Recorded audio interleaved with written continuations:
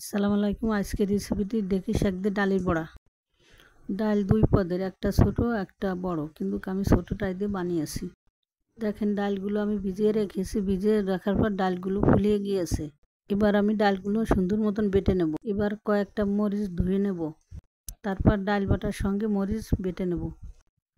ডালগুলো আস্তে আস্তে রাখবেন। ডালের পরিমাণ হিসেবে বেসন নেবেন, তাহলে জিনিসটা খেতে আরও মচমচে হবে।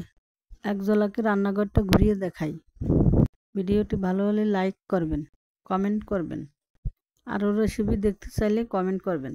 1 পোয়া ডাল নিয়েছি, এর সঙ্গে 1 পোয়া পেঁয়াজ দিয়ে মাখিয়ে নেবেন। এবার ডেকি শাকটি ধুয়ে নিলাম। এই ডেকি শাকটি গ্রামে বেশি হয়, কেউ হয়তো চেনেন, কেউ হয়তো চেনেন না। এবার আমরা ডেকি শাকটি সুন্দরভাবে কেটে নিলাম, সঙ্গে পেঁয়াজগুলোও কেটে নেব। সাথে নিয়েছি ডাল বাটা, হলুদ, লবণ, 12 পদের মশলা। 12 পদের মশলাটি দিলে আমাদের খাবারের স্বাদ দ্বিগুণ বেড়ে যায়। ডেকি শাক দিয়ে ডালটি মেখে নেবেন। ডেকি শাকের পর পেঁয়াজ দিয়ে দেবো, এরপর 2 চামচ হলুদ দিয়ে দেবো। এরপর 12 পদের মশলা 2 চামচ দিয়ে দিলাম। এরপর লবণ যে যেরকম খান সেই সেরকম দিয়ে নেবেন। এবার সুন্দর মতন মাখিয়ে ভাজার জন্য প্রস্তুত করব। দেখেন কি সুন্দর মাখানো হয়েছে। এবার কড়াই গরম হতে বসিয়ে দেবো। এবার তেলগুলি ঢেলে দেবো, ডুবো ডুবো তেলে বড়াগুলো ভাজবো। তেল গরম হলে আস্তে আস্তে বড়াগুলো ভেজে নেব। দেখেন কত সুন্দর বড়াগুলো ভেজে নিয়েছি। এবার একটা ছাঁকনির সাহায্যে বড়াগুলো উঠে সেঁকে নেব।